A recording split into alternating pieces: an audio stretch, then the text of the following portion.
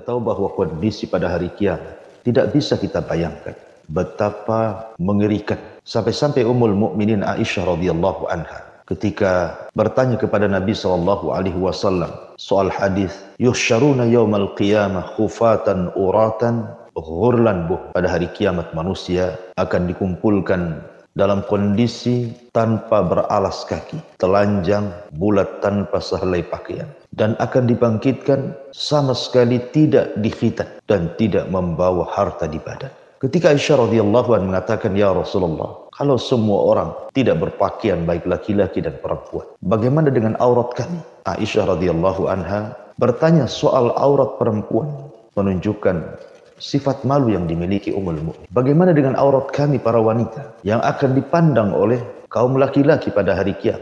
Karena semua tidak memiliki pakaian. Maka Nabi SAW mengatakan, ya Aisyah, perkaranya jauh lebih dahsyat dibandingkan melihat aurat. Ya, karena pada hari kiamat yauma yafirrul mar'u min akhi wa ummihi wa abi wa sahibatihi wa ban likulli imri'in minhum yauma idzin sya'nun yuqti. Di mana manusia akan lari dari saudara, lari dari ibu bapak, lari dari anak dan pasangan. Masing-masing manusia sibuk dengan sendiri-sendiri. Begitulah kondisi hari kiamat. Belum lagi Allah Subhanahu wa taala dekatkan matahari di atas kepala satu sehingga keringat bercucuran. Ada yang tenggelam selutut, ada yang tenggelam sepusar, ada yang tenggelam sedada, bahkan ada yang tenggelam dengan keringat sesuai dengan amalan. Manusia tidak bisa duduk, apalagi berbaring. Manusia hanya bisa berdiri. Yauma yaqumun nas li rabbil alamin.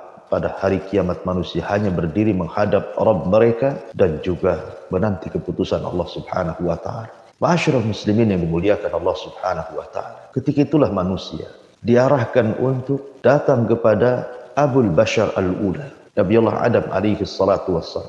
Kemudian meminta syafaat kepada Adam alaihi salatu wassalam dan mengatakan, ya Adam, bukankah engkau bapak manusia? Ishfa' lana ila Rabb, ala tara ila ma nahnu fi. Wahai Adam, mintakan syafaat untuk kami. Cobalah datang kepada Rabb, tolong kami.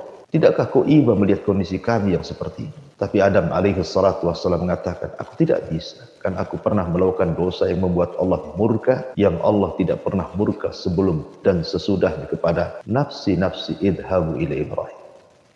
Urus diri kalian, urus diri kalian. Sebaiknya kalian bertolak kepada Ibrahim alaihi salatu wassalam. Akhirnya kemudian manusia pun mulai bertolak kepada Nuh. Sebelum Ibrahim mereka bertolak kepada Nuh alaihi salatu wassalam. Maka mereka pun sama jawaban. Tidak mendapatkan apapun dari Nabi Allah Nuh alaihi salatu wassalam. Kecuali Nuh hanya mengatakan, intalik ila Ibrahim. Coba kalian pergi menuju Nabi Ibrahim.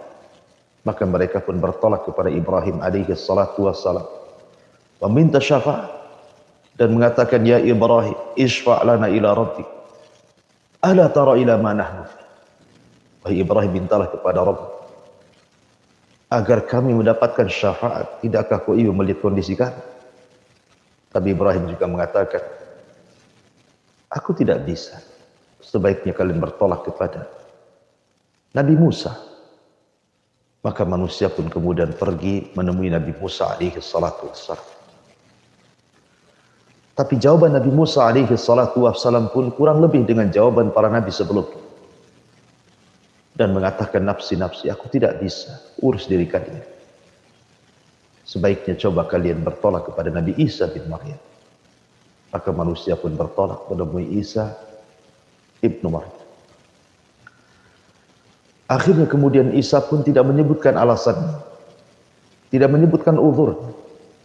Tapi Isa mengatakan, sebaiknya kalian datang kepada Muhammad sallallahu alaihi wasallam, Nabi kita. Maka manusia diarahkan menuju Nabi kita. Kemudian Nabi sallallahu alaihi wasallam melihat manusia yang begitu banyak. Sejak Adam sampai manusia yang terakhir mati dengan trompet sangkakala Israfil berkumpul di padang mahsyar. Kemudian Rasul mengatakan, analah. Kan ku coba.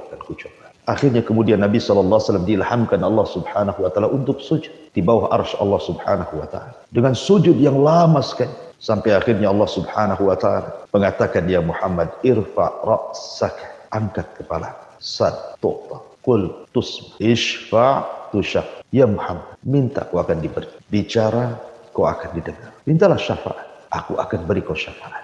Maka Nabi SAW tiba-tiba teringat umat dan mengatakan, ummati, ya Allah, umatku, umat. Di antara mereka ada yang masuk neraka. Bisakah kau selamatkan mereka? Maka Allah Subhanahu wa taala mengatakan, ya Muhammad, kalau begitu intalik, pergi. Faman wajada min ummati habbata sya'irin aw burrin min iman fa akhrijhu minan nar. Cari umat. Maka siapapun yang kau dapati dari umatmu memiliki sebiji gandum dari keimanan, keluarkan mereka dari api neraka. Kemudian Nabi SAW mengatakan, apakah engkau membatasi berapa jumlah mereka ya Rabb? Maka Allah mengatakan tidak. Sebanyak mungkin kau selamatkan umatmu yang memiliki sebiji gandum dari keimanan, keluarkan mereka dari api neraka. Maka Nabi SAW kemudian menyelamatkan umatnya memiliki sebiji gandum dari keimanan. Tapi Nabi SAW tidak puas. Nabi SAW kemudian menghadap Allah Subhanahu wa taala kembali, kemudian sujud dengan sujud yang lama. Kemudian Allah Subhanahu wa taala katakan, irfa ra'saka ya Muhammad, angkat kepadamu wahai Muhammad. Sal tu'ta, qul tusma, isfa' tusyaffa. Minta kau diberi. Katakan kau didengar. Mintalah syafaat, aku akan beri kau syafaat. Maka Rasul kembali mengatakan, ummati, ummati. Ya Rabb, umatku, umatku. Di antara mereka ada yang masih masuk neraka. Maka Allah Subhanahu wa taala mengatakan, kalau begitu intalik, pergilah, jumpai umatmu. Man kana fi qalbihi mithqala habbatin min khardalin minal iman fa akhrijhu minan nar. Kalau begitu pergilah wahai Muhammad, temui umatmu. Maka siapapun di antara umatmu yang memiliki iman sebiji atom, keluarkan mereka dari neraka. Kemudian Rasul mengatakan, berapa jumlah mereka ya Rabb? Maka Allah mengatakan, sebanyak-banyaknya. Maka Nabi SAW menemui umatnya dan menyelamatkan orang-orang yang sudah divonis masuk neraka, yang memiliki sebiji atom dari keimanan, maka Rasul mengeluarkan mereka. Cukup sampai di sini? Tidak. Nabi SAW masih sayang dengan umatnya. Nabi SAW kemudian sujud kembali. Dengan sujud yang lama. Kemudian Allah Subhanahu wa ta'ala katakan kembali, irfa ra'saka ya Muhammad. Sal tu'ta. Qul tusma. Isfa' tusyaffa. Angkat kepalamu wahai Muhammad. Minta kau diberi. Katakan kau didengar. Mintalah syafaat, kau beri syafaat. Maka Nabi SAW mengatakan, ummati, ummati ya Rabb. Bagaimana dengan umatku? Bagaimana dengan umatku? Subhanallah. Bagaimana Nabi SAW khawatir dengan umatnya. Nabi SAW tidak mau kalau seandainya ada umat yang masuk neraka. Maka Allah Subhanahu wa ta'ala kalau begitu, intalik, pergilah, temui umatmu. Faman wajada minhum adana, adana, adana. Maka barang siapa yang kau dapati dari mereka ada keimanan yang lebih rendah, lebih rendah, lebih rendah, min habbati khardali, dari biji atom, fa akhrijhum minan nar. Kau keluarkan mereka dari api neraka. Maka Nabi SAW kemudian pergi dan menyelamatkan orang yang lebih kecil, lebih kecil, lebih kecil lagi dari biji atom di hati-hati umat yang memiliki keimanan. Maka Nabi SAW mengeluarkan mereka dari api neraka. Cukup sampai di sini? Tidak. Nabi SAW tetap sujud. Sehingga Allah Subhanahu wa Ta'ala mengatakan, angkat kepalamu, katakan kau didengar, minta kau diberi, mintalah syafaat, ku beri kau syafaat. Akhirnya kemudian Nabi SAW mengatakan, ummati, ummati. Ya Rabb, umatku, umatku gimana? Aku minta kepadamu ya Rabb, keluarkan di antara umatku yang mereka mengucapkan kalimat la ilaha illallah. Maka Allah Subhanahu wa Ta'ala mengatakan, ya Muhammad, itu bukan hak. Kalau itu sudah hak, aku akan mengeluarkan dari umatmu orang yang mengucapkan kalimat la ilaha illallah. Makanya Abu Hurairah ketika bertanya soal syafaat kepada Nabi SAW, maka Rasul mengatakan, as'adun nas yaumal qiyamah bi syafaati man qala la ilaha illallah. Orang yang paling bahagia pada hari kiamat dengan syafaat, kata Rasul, adalah orang yang mengucapkan kalimat la ilaha illallah. Ada di antara manusia yang diselamatkan oleh syafaat Rasul, umat yang sudah terlalu lama di neraka, sehingga kondisi mereka seperti mentimun kecil yang kering, dikeluarkan dari api neraka. Ada kondisi mereka sudah menjadi arang, hitam dari atas kaki sampai, dari kaki sampai kepala, sudah tidak berbentuk lagi. Mereka keluar dari neraka. Ada juga yang kondisinya seperti sudah menjadi abu, kemudian dilempar ke sungai kehidupan. Akhirnya mereka pun tumbuh, dan mereka pun ditakdirkan masuk surga. Begitulah dahsyatnya syafaat Nabi SAW. Apakah dengan kisah yang sudah saya kisahkan, kemudian kita tidak cinta dengan Nabi SAW? Lihat kecintaan Rasul, luar biasa kepada umatnya. Tidak hendak satupun dari umatnya melainkan masuk surga. Rasul tidak rela dan tidak rela kalau seandainya umatnya masuk neraka. Sampai meminta kepada Allah Subhanahu wa Ta'ala dari umatnya yang memiliki keimanan lebih kecil, lebih kecil, lebih kecil lagi daripada biji atom, supaya mereka jangan dimasukkan ke neraka dan diselamatkan masuk ke dalam surga. Nabi mana lagi yang lebih cinta dengan umatnya daripada Rasul kita Muhammad SAW? Lalu apa timbal balik kita kepada Rasulullah? Sudahkah kita mencintai Nabi SAW? Mengikuti sunnah Nabi SAW, mengikuti arahan Nabi SAW, tidak melenceng dari hidayah dan sunnah Nabi SAW. Sementara kita mengaku-ngaku umat Islam, umat Nabi. Tahu sejarahnya kita terhadap Nabi SAW? Ma'asyiral muslimin yang dimuliakan Allah Subhanahu wa Ta'ala, kondisi pada hari kiamat tidak bisa dibayangkan.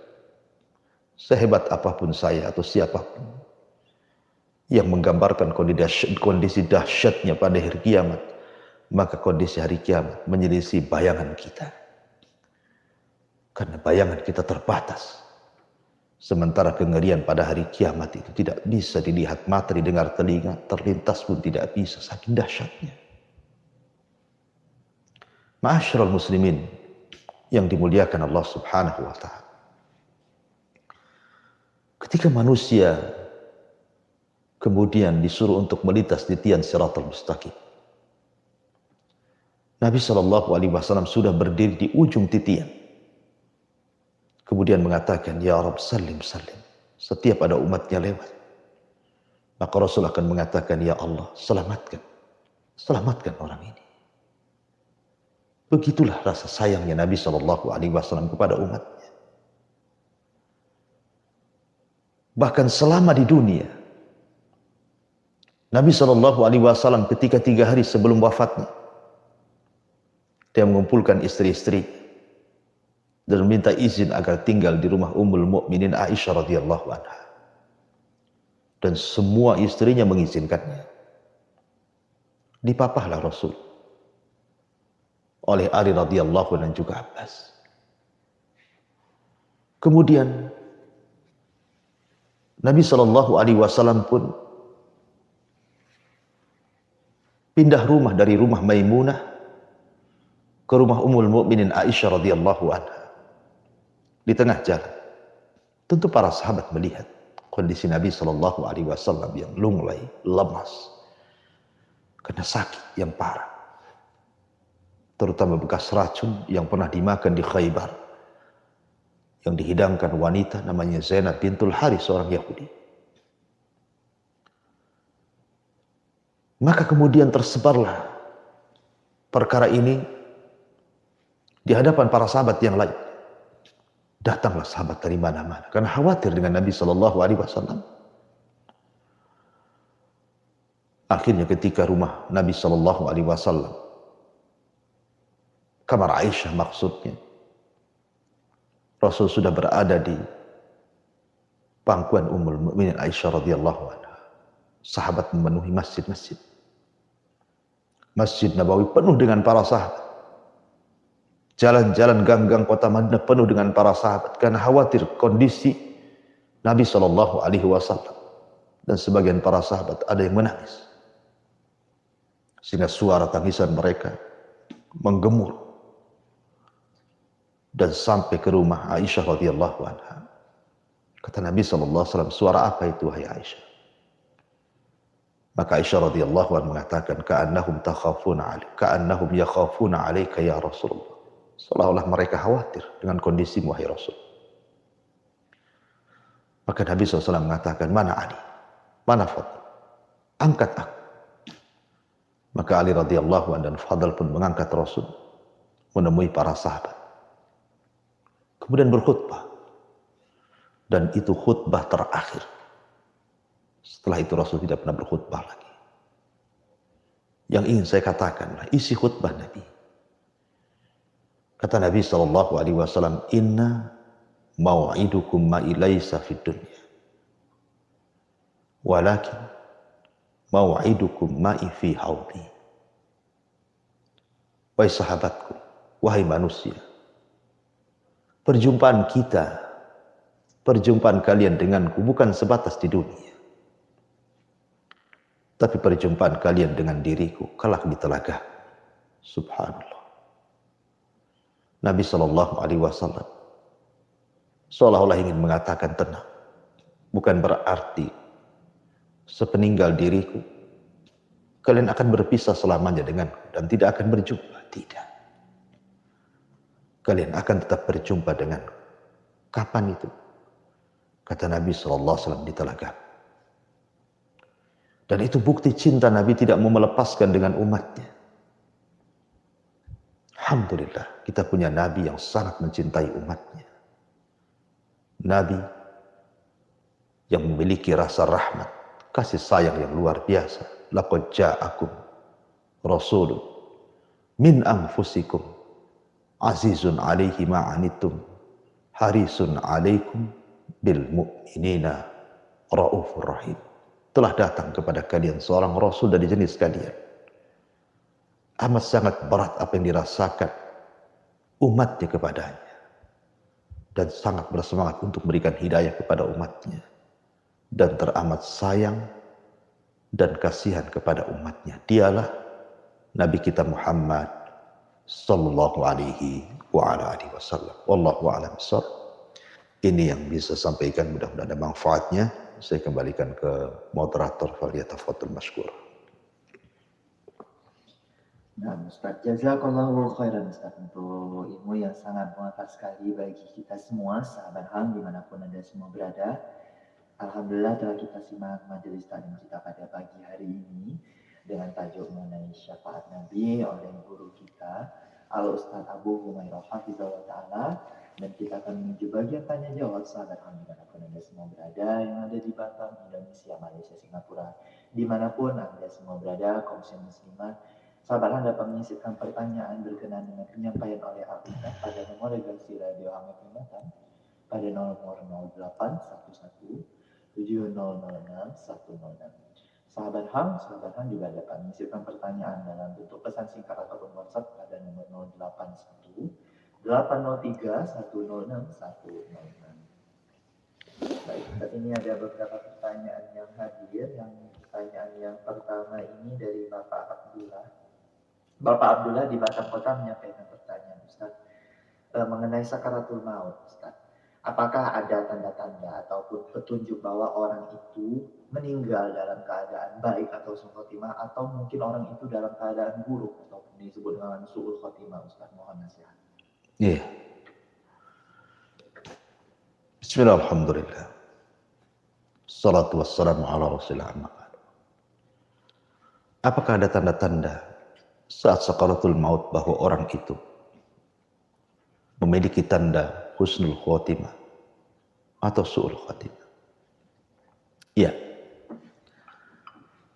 Kita tahu bahwa Allah berfirman, waja'at sakratul maut bil haq, dzalika ma kunta minhu tahid. Maka sakaratul maut adalah sebuah hak adanya. Itulah yang membuat engkau lari darinya. Disebut sakarat karena dalam kematian itu ada rasa sakit yang tidak ada yang tahu kecuali Allah. Sakit sekali. Bahkan Nabi SAW pun merasakan sakitnya sakaratul maut itu. Kata Nabi SAW saat detik-detik ajalnya, ala wa inna lil mauti la sakarat. Ingatlah bahwa dalam kematian itu ada sakaratnya, ada rasa sakit yang luar biasa. Tentu rasa sakit yang dialami orang-orang yang beriman boleh jadi itu penggugur dosa akhir dia. Tapi rasa sakit yang dialami orang kafir, orang fasik, ahli maksiat, boleh jadi itu awal adab bagi dia. Nabi SAW pernah mengatakan, ada seorang hamba, jarak dia dengan sorga itu tinggal 1 hasta. Tetapi dia akhiri dengan amalan ahli nar, maka dia pun dimasukkan ke dalam neraka. Ada pula antara jarak dia dengan neraka tinggal 1 hasta. Tapi dia pun mengakhiri amalannya dengan amalan ahli jannah, ahli sorga. Maka dia tidak jadi dimasukkan ke neraka dan dimasukkan ke dalam sorga. Dari sini menunjukkan al-a'mal bi khawatimiha. Amal itu ditentukan akhirnya. Lalu adakah tanda-tanda? Iya, tentu. Ada tanda-tanda yang dijelaskan Nabi SAW. Ada sebagian ulama mengatakan ketika memberikan catatan kepada wa kashafna anhu ghita'aka al-yawm fa warsaruka al-yawm al-hadid. Dan kami singkap kegaiban-kegaiban saat sakaratul maut, sehingga mata bisa memandang.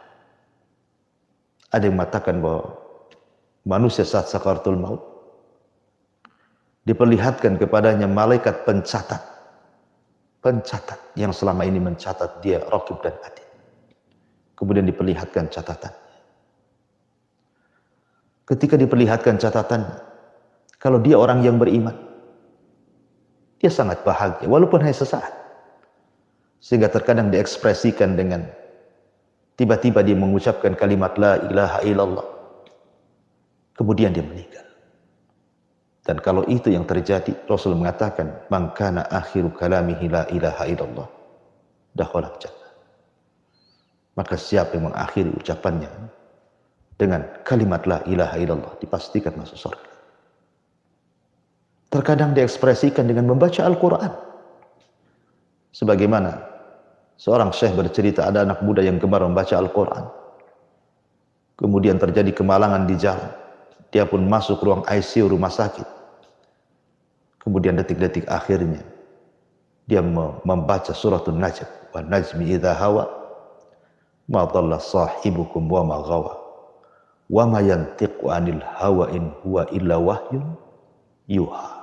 Ketika selesai membaca ini, dia pun meninggal. Terkadang dia wasiat dengan wasiat kebaikan. Seperti ada seorang perawi hadis,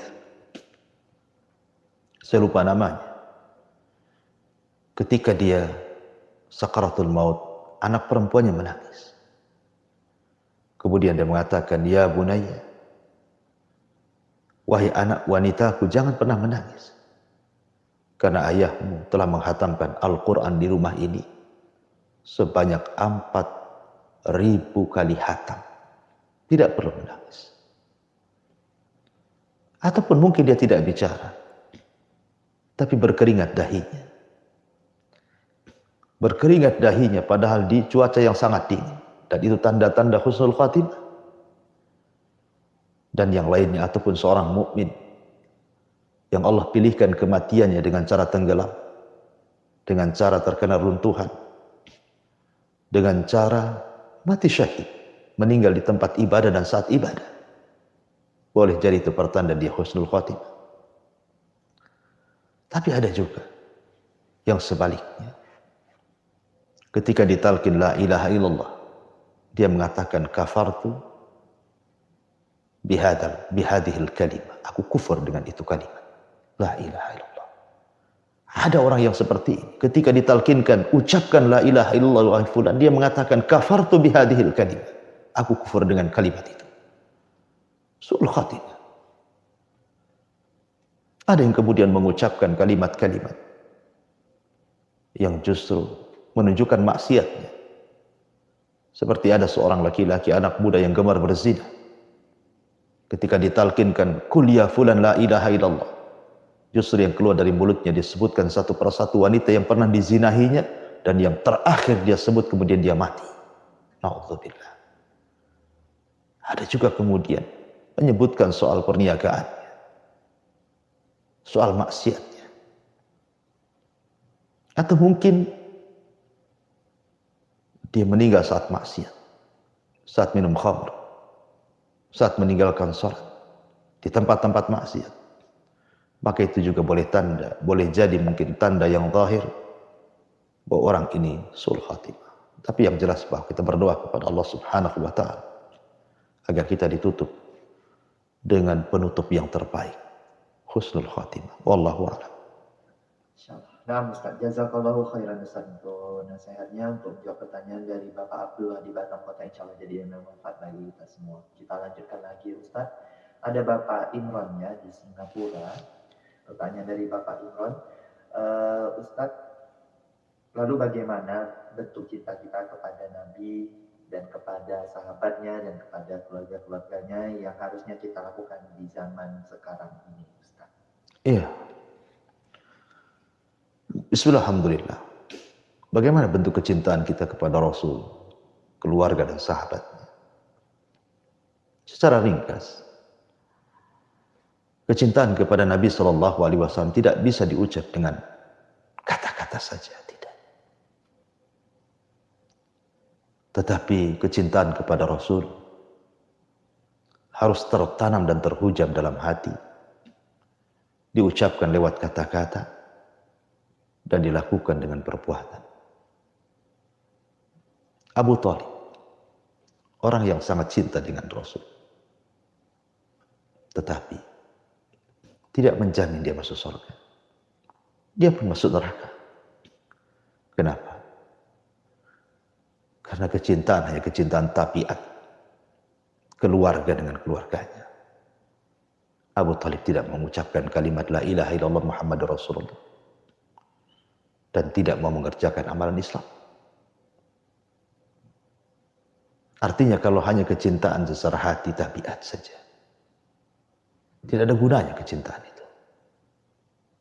Atau sebaliknya, nampaknya saja dia cinta, lisannya boleh jadi mungkin menampakkan kecintaan dan juga perbuatannya, tapi hatinya tidak ada kecintaan sedikit pun. Seperti orang munafik. Abdullah bin Ubay bin Salul, tokoh munafik Madinah. Lisannya mengucapkan 2 kalimat syahadat. Badannya mengikuti syariat Islam. tapi hatinya sangat membenci Nabi Shallallahu Alaihi Wasallam. Allah turunkan kepadanya, Innal munafiqina fi darkil asfali minan nar. Orang munafik itu diletakkan di intip neraka yang paling dalam. Lalu apa gunanya? Lalu kecintaan yang seperti apa yang hakikat? Kecintaan seperti Abu Bakar, Umar, Utsman, Ali dan seluruh para sahabat yang menggabungkan hati, lisan dan juga perbuatan. Kalau kita cinta dengan Nabi Shallallahu Alaihi Wasallam, sebut namanya, berbanyak sholawat. Kalau cinta kita dengan Nabi Shallallahu Alaihi Wasallam, ikuti sunnah, jangan sunnah yang lainnya. Kalau cinta dengan Nabi Shallallahu Alaihi Wasallam, pelajari sirahnya, pelajari biografinya, kenali orangnya, supaya kita lebih cinta lagi. Kalau Anda cinta kepada Nabi Shallallahu Alaihi Wasallam, jangan pernah ibadah kecuali dengan menggunakan syariatnya, karena dia orang yang paling paham dengan Allah dan kita tidak paham. Maka kalau kita ingin meraih kecintaan kepada Allah, cintai Allah sebagaimana Rasul mencintai Allah. Ikuti Rasul. Benarkan ucapannya. Jangan pernah mendustakan. Ikuti perintahnya. Jauhi larangannya. Itulah bentuk kecintaan kita kepada Nabi Shallallahu Alaihi Wasallam secara global.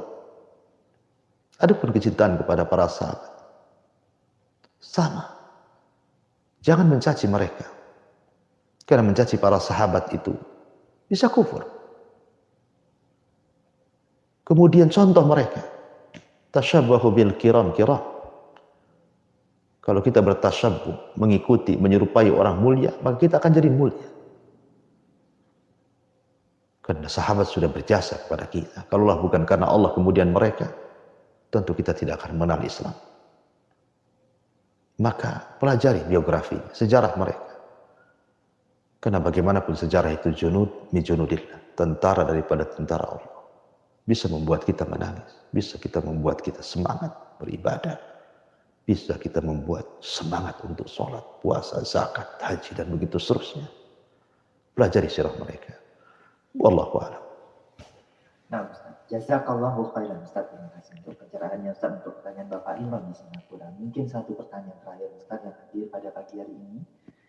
Ada Bapak Marwan di Bekasi Ustaz. Bapak Marwan bertanya, Ustaz, mengenai ayat ataupun surah Al-Yawma akmaltu lakum dinakum dan seterusnya itu Ustaz, yang mengenai ayat terakhir yang diturunkan oleh Allah kepada Rasulullah. Apakah makna sempurna dari agama Islam yang terkandung dalam ayat itu? Ya, alhamdulillah. Ayat surah Al-Maidah ayat 3, Al-Yawma akmaltu lakum dinakum wa atmamtu alaikum ni'mati wa raditu lakumul Islam madin. Ayat ini turun ketika Nabi Shallallahu Alaihi Wasallam sedang melaksanakan Hajjatul Wada, haji perpisahan. Dan ayat ini adalah karunia yang besar bagi umat Islam. Sampai-sampai seorang Yahudi pernah mengatakan kepada Salman Al-Farisi, ya Salman, apakah kami bangsa Yahudi, kalau seandainya diturunkan ayat semisal itu, maksudnya al-yawma akmaltu lakum dinakum, tentu kami akan jadikan hari turunnya ayat itu sebagai Id, hari ulang tahun kami, karena mulianya ayat itu. Adapun makna secara umum ayat itu adalah menilik dari perkataan Imam Malik, Imam Darul Hijrah. Apa kata Imam Malik? Malam yakun yauma idzin dinan fala yakun al yauma dinan. Sesuatu yang tidak dianggap agama pada masa itu, maksudnya masa Rasul dan para sahabat, jangan pernah dianggap agama hari ini. Sesuatu yang tidak dianggap agama pada masa itu, jangan pernah menganggap hari ini sebagai agama. Artinya, agama itu sudah ditentukan oleh Allah dan Rasul-Nya dan sudah sempurna. Tidak perlu membuat hal yang baru dalam agama. Kata Abdullah bin Mas'ud radhiyallahu anhu, ittabi'u wa la tabtadi'u faqad kufitum. Ikut saja, jangan buat-buat, itu sudah cukup bagi kalian.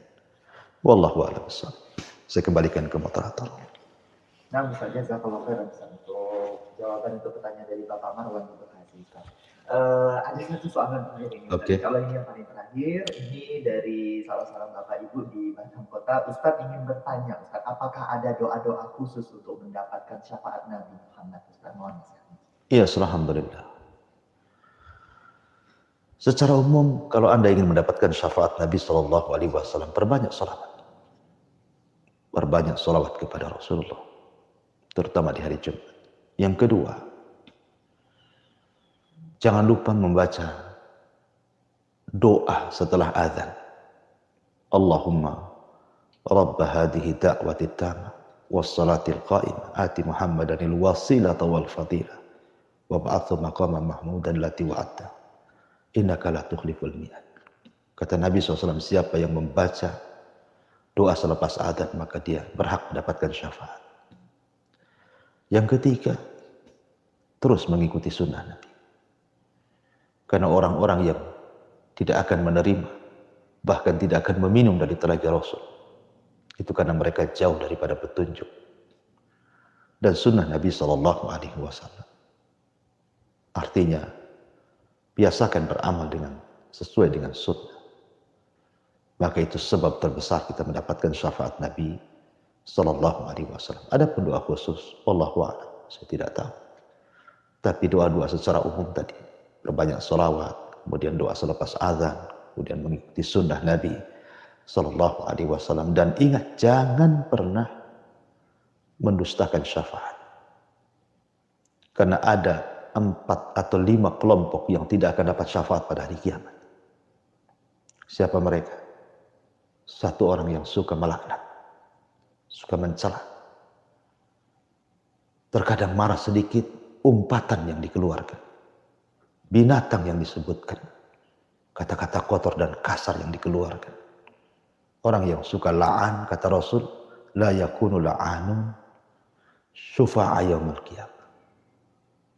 Orang yang suka melaknat, mereka tidak dapat syafaat. Kemudian yang kedua, orang yang mendustakan syafaat, mereka tidak akan dapat syafaat. Kemudian yang ketiga, imam yang zalim, pemimpin yang zalim, mereka tidak dapat syafaat. Kemudian orang yang melakukan bid'ah dalam Islam, perbuatan yang tidak diajarkan dalam Islam, maka mereka pun tidak akan mendapatkan syafaat Nabi SAW. Dan yang terakhir, orang-orang yang tidak akan mendapatkan syafaat Nabi SAW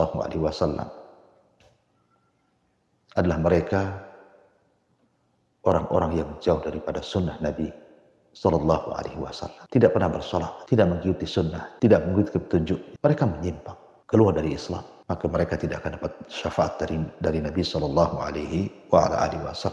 a'lam bishawab.